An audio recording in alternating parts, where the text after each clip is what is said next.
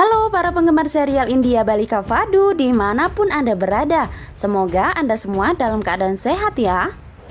Sebelum kita mulai cerita selanjutnya, saya mohon keikhlasannya untuk menekan tombol subscribe notifikasinya ya, agar Anda tidak tertinggal cerita-cerita baru dari channel kami. Nah guys, saya akan mengucapkan banyak terima kasih juga buat sahabat-sahabat yang sudah membantu menekan tombol subscribe di channel kami. Dan saya doakan Anda semua semoga dimurahkan rezekinya, dipanjangkan umurnya, dan dimudahkan segala sesuatunya. Amin, amin, amin ya robbal alamin. Di adegan sebelumnya, saat itu situasi rumah sakit keluarga Jagdis sedang tidak baik-baik saja. Karena pada saat itu tiba-tiba rumah sakit didatangi oleh beberapa kelompok preman bersenjata. Lalu selanjutnya adegan berikutnya kali ini, saat polisi datang ke rumah sakit, saat itu Pasha meminta si penjahat untuk melempar senjatanya. Lalu bos preman itu berbicara, "Permainan baru saja dimulai, kita telah menanam bom di rumah sakitmu. Jika Pasha tidak menyerah pada kami, maka tidak ada yang akan selamat." Mendengar perkataan bos preman itu, semua orang Jagdis dan Lasil pun merasa terkejut. Lalu saat itu bos preman itu tertawa berbahak-bahak karena dia senang semua orang akan lenyap di tangannya. Mendengar perkataan bos preman itu, Pasha pun mencoba untuk menyerah. Lalu Pasha berkata, "Aku berada di depanmu dan bongkar bom itu." Lalu pada saat itu polisi pun datang dan melenyapkan bos geng tersebut. Setelah itu Pasha berkata, dia telah mengaktifkan bom tersebut. Semua orang pun kaget pada saat itu. Begitu bomnya diaktifkan, kita tidak dapat menonaktifkan remote ini dan kita harus menemukan bomnya. Lalu pada saat itu polisi meminta semua orang untuk mengosongkan rumah sakit tersebut. Selanjutnya Pasha pun meminta polisi untuk mengizinkannya kembali. Lalu Pasha berkata, "Biarkan aku masuk, aku bisa membantu mendeteksi bom tersebut. Aku mengetahui bagaimana gerilyawan tersebut beroperasi." Saat itulah polisi pun merasa setuju terhadap Pasha. Lalu Pasha berkata, "Kita hanya punya waktu 10 menit. Lalu semua orang pun bergegas keluar. Pasha bersama polisi pun mulai mencari bom. Setelah itu tiba-tiba Fashan datang dan memberitahu Jagdis bahwa dia telah mengirim Gangga pulang ke rumah dan Manu. Di sisi lain Jagdis berkata, "Aku harap bomnya akan segera ditemukan." "Bom mungkin ada di sini," kata Pasha. Pasha menemukan bomnya dan melepaskannya dari atap. Lalu polisi itu berkata, "Hanya tersisa 50 detik." Semua orang menunggu dengan cemas.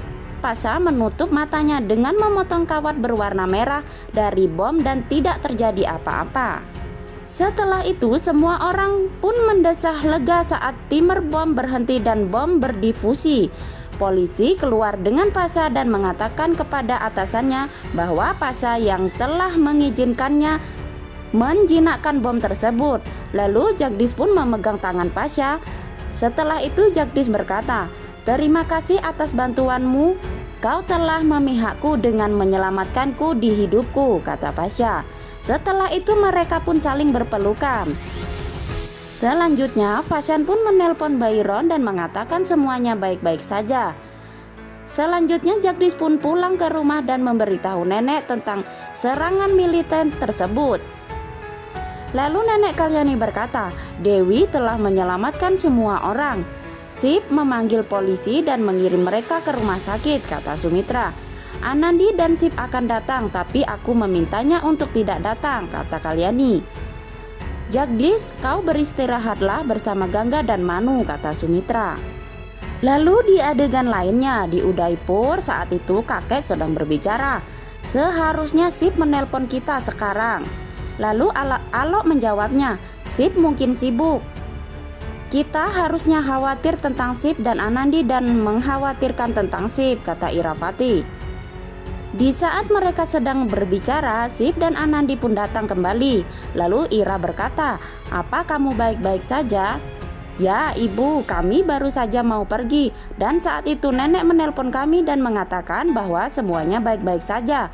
Setelah itu Alok dan Menu mengucapkan terima kasih pada dewa. Lalu kakek berkata, aku akan menelpon ke Jaitsar. Telepon nenek saja. Kakek menelpon nenek. Mereka saling menyapa dan kakek mengatakan bahwa Anandi dan Sip menceritakan tentang Jaitsar. Lalu Kalyani berkata, ini semua karena Dewi yang memberi keselamatan pada semua orang. Bagaimana dengan Ira? Lalu kakek itu menjawab, aku akan menyuruhnya menelponmu besok.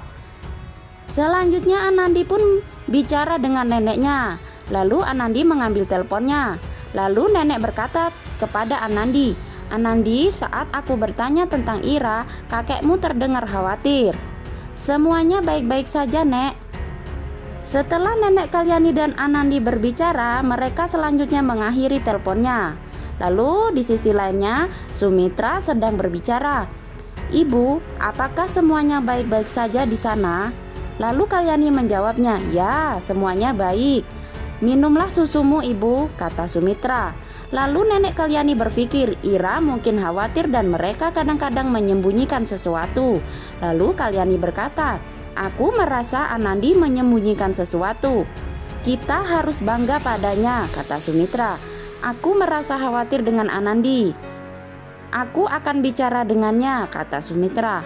Lalu di sisi lainnya, di Udaipur lagi, kakek sedang berbicara.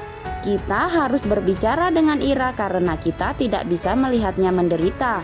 Dan juga Menu terluka karena Ira tidak berbicara dengannya. Setelah itu Alok pun berkata, Ira tidak mau mendengarkan. Lalu Anandi menjawabnya, ibu telah terguncang dan butuh waktu untuk mengatasi hal ini. Sama juga seperti Sip sebelumnya. Lalu kakek berbicara, Anandi benar, kita harus menunggu karena hanya waktu yang dapat menyembuhkan segalanya. Ada hubungan yang dalam antara Ira dan Manu dan mereka tidak bisa lama-lama berpisah. Lalu setelah itu Ira mengingat kekhawatiran Menu terhadap Sip. Lalu selanjutnya Ira berkata, Menu mungkin merasa tidak enak melihat anaknya berada di pangkuan orang lain, tapi dia bertahun-tahun memiliki kesabaran. Setelah itu Ira mengingat kata-kata Menu dan Alok. Lalu Ira berkata, semuanya terjerat, aku harusnya bersyukur kepada Menu, tapi aku malah menghukumnya. Aku harus meminta maaf pada Menu. Lalu di sisi lain di aula kakek berkata, Ira harusnya mengerti bahwa tidak ada yang berubah dan dia harus lebih mencintai Menu sekarang. Setelah itu Menu pun datang pada saat itu. Lalu Menu berkata, aku datang untuk mengambil air. Lalu Anandi menjawabnya, aku akan membawa air. Lalu kemudian Ira datang di saat itu juga. Setelah itu Sanci berkata, jika ibu menginginkan sesuatu, seharusnya ibu bertanya kepadaku. Aku akan mengambilkannya. Lalu Iravati menjawab, tidak ada yang bisa memberikan apa yang kuinginkan. Aku butuh waktu lama untuk mengambil inisiatif ini. Lalu setelah itu Ira melipat tangannya dan meminta maaf kepada Manu. Lalu mereka pun saat itu saling bermaaf-maafan dan berpelukan. Sekian dan terima kasih untuk hipnosis Balika Fadu hari ini. Semoga Anda terhibur. Terima kasih. Wassalamualaikum warahmatullahi wabarakatuh.